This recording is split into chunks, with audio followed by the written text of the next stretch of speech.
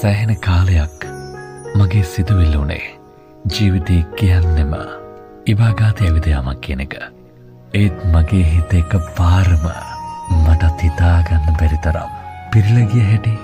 ඇත්තට මම කියන්නේ මගේ කොටසක්. එක දවසක අපි නොපුරුදු සුවඳක හිත හැමිහිට බැඳුනා. ඔය ආවට පස්සේ තමයි මම සම්පූර්ණ වුණේ. ජීවිතේ මේ තරමටම ලස්සනද? අනේ මට ඒ ලස්සන පෙන්වන්න, මට ලං වෙන්න. ඔය ආපු දුර මගෙන් රිදුණු තැන්වලදී ආපිට මට රිද්දන්න පොඩ්ඩක්වත් හිතන්නේ නැතුව හිනාවකින් හැම දේම බාර අරගෙන නිහඬවුණු හැටි.